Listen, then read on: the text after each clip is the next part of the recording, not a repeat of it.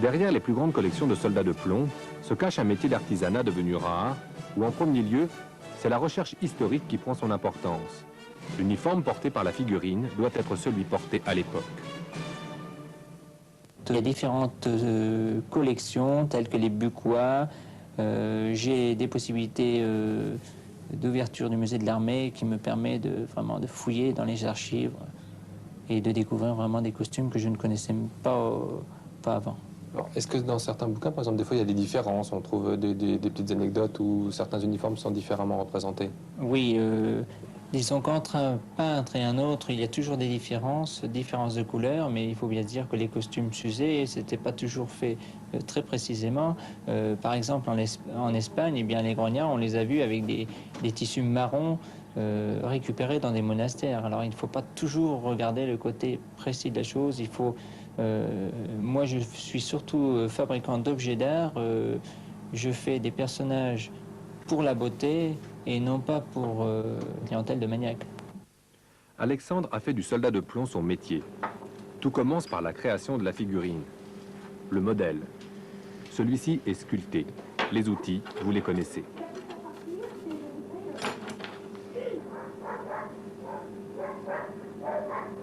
Du modèle, l'on créera ces moules en élastomère. C'est l'instant de la fonte. Quelques gouttes de talc, c'est anti-adhésif. Un mélange de plomb et de... Plutôt non, laissons à Alexandre le secret de son alliage.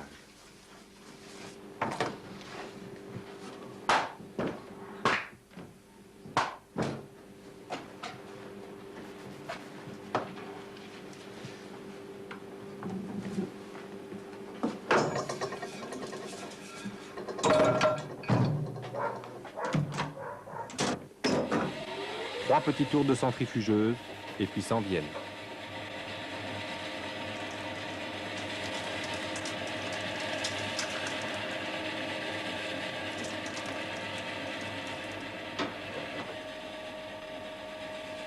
À l'instant d'ouvrir, le cœur se serre toujours un peu. Ceux qui vont naître sont-ils réussis?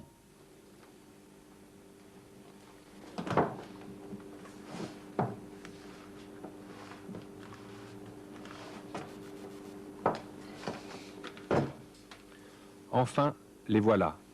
Un peu chaud tout de même.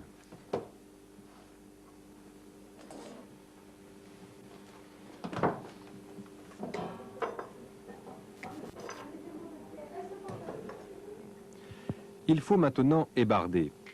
Le métal fait des bavures que l'on doit supprimer.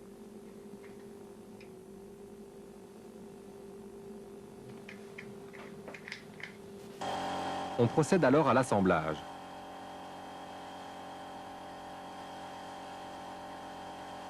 C'est au poste à souder que la figurine se précisera.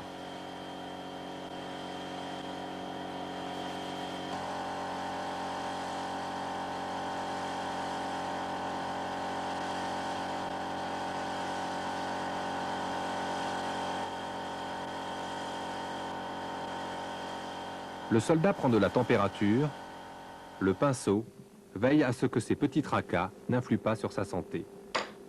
Avec l'approbation de ses pairs, le petit dernier fait déjà partie de la famille.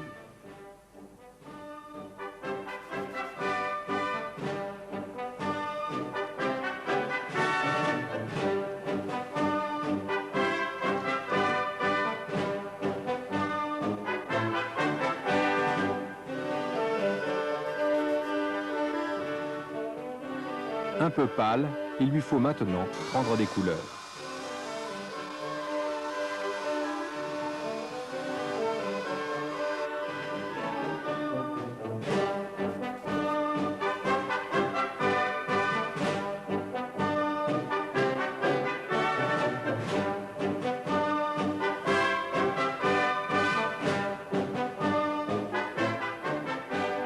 D'autres et d'autres suivront.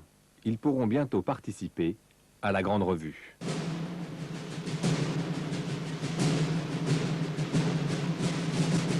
Puis, plus tard, battre la campagne. La vie de soldat, même s'il est de plomb, n'est-elle pas de parcourir le monde au son des marches militaires ?